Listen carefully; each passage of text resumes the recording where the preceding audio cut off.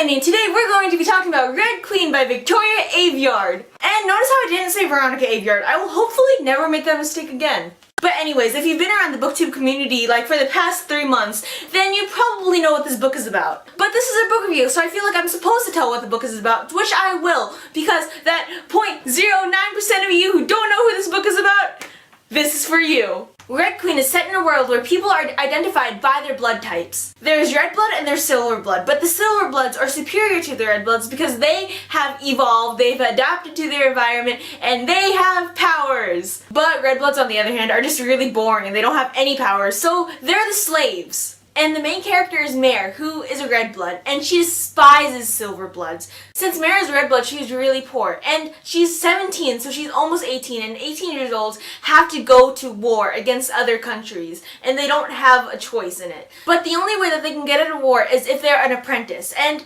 Mare isn't an apprentice, so what she does is she steals from people in order to get money and to help around with her family while she still can. But when terrible things happen, Mare has to go work for the royal court. And the royal court is just pure silver bloods. And like I said earlier, Mare despises silver bloods. So this is a pretty awful predicament that she's in. But then when she's working for the royal court, she discovers that she has powers. But Mare, she's 17 years old. I mean, she has 2 eyes. She can see that she has red blood. I mean, if she got a knife and just cut her arm open, it's red blood. I mean, it's obvious. But it's weird because she has powers and that's never been heard of before. So when the king discovers this, he forces Mare to become a long-lost princess. Because if the news got out that a red blood had powers, then all chaos would break loose. And so she's brought from the slums into the royal court. And she has to learn how to be a lady, how to act around court, and how to control her powers. But being in the royal court is definitely not all fun and games. There's a Scarlet Guard, which is the Red Rebellion.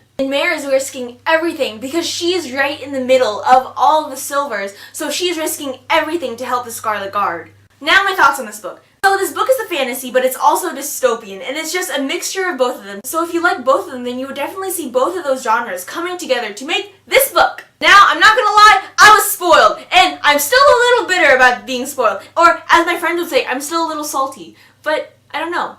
What's the opposite of salty? Would that be sweet? Oh yeah. I'm not sweet right now. I'm burning with rage inside. But I'm not going to say who said that, and I'm not going to say what they said, because I'm a nice person, and I don't want you guys watching the video who haven't read it, you 0.01%, to get spoiled, because that just kind of ruined the book for me. So this is kind of a biased, I think it's biased, review, because I saw it coming, because I got spoiled!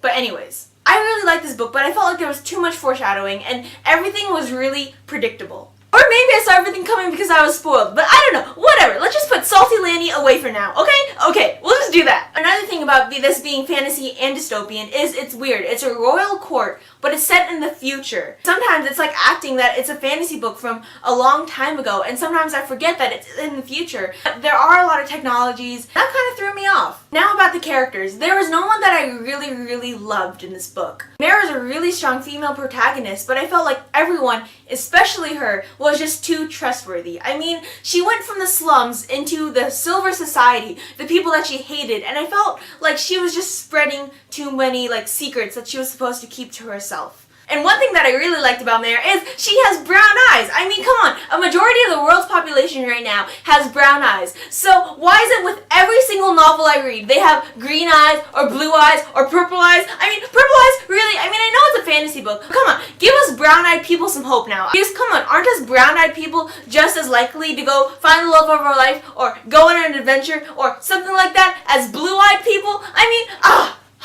But one thing that I did like about this book is it was fast-paced, and I felt like it just went straight into the plot, as soon as you opened the book. But I do feel like the world building did suffer because it was so fast-paced, because I'm wondering, what were the other countries like? Why are some things the way that they are? I don't know, but it's just a small thing that I kind of wanted a little bit more of.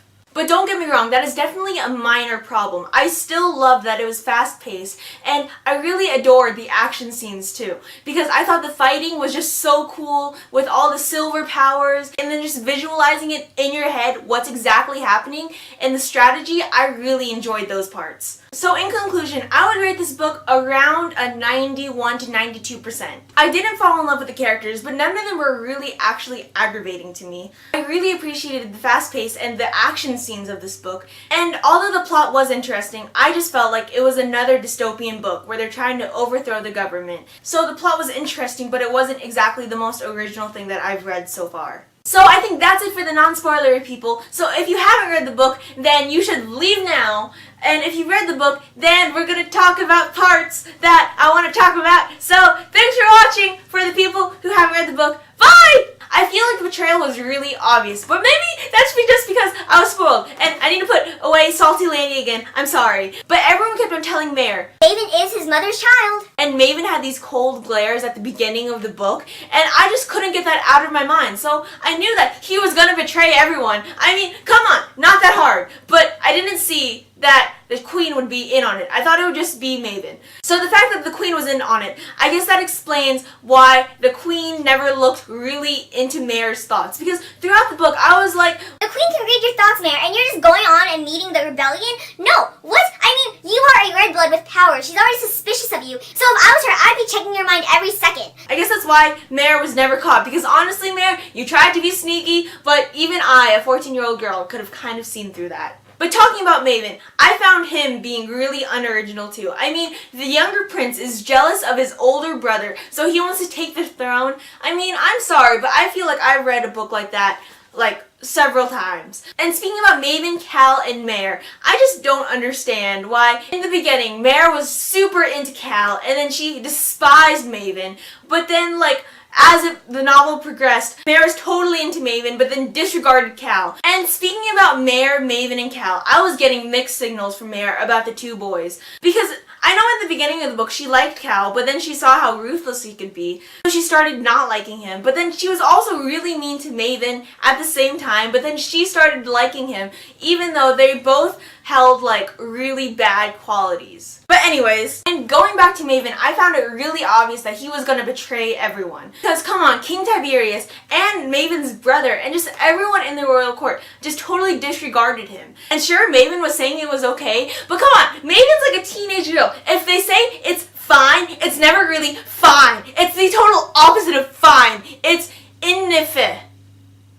Is that fine backwards? So while I appreciate some foreshadowing, I just thought that it was too obvious and you could have predicted what would happen next. And speaking about the characters, I really didn't enjoy any of the characters because none of them were trustworthy. All of them were holding secrets from each other, and I know this is the first book in a series, so I guess that's normal, but I did not really enjoy that. I mean, you barely got to know half of what these people actually were, and since we're seeing from Mare's point of view, they might have even been fake. I mean, we definitely know Maven was fake. And jumping topics, I don't really know what to feel about this romance in this book. I am definitely really glad that Mare didn't end up with Maven or Cal because she was right. They all betrayed each other. So if she ended up with Cal even after all of that, then I would have been really mad. But that brings me back to why Mare hated Cal so much. I mean, it's totally understandable. And what she said earlier was kind of true. I mean, he can sometimes be ruthless, which was something that she definitely did not like. And he's not the smartest cookie in the jar. Because from what I've read so far, main characters can't really be dumb. But I guess he's good at strategizing, so I don't know what's gonna happen next. But anyways, all the stuff that Mare noticed about Cal, even though Maven's now a bad guy, we can't just put those away. I mean, those are things that she genuinely doesn't like, and that's not gonna change.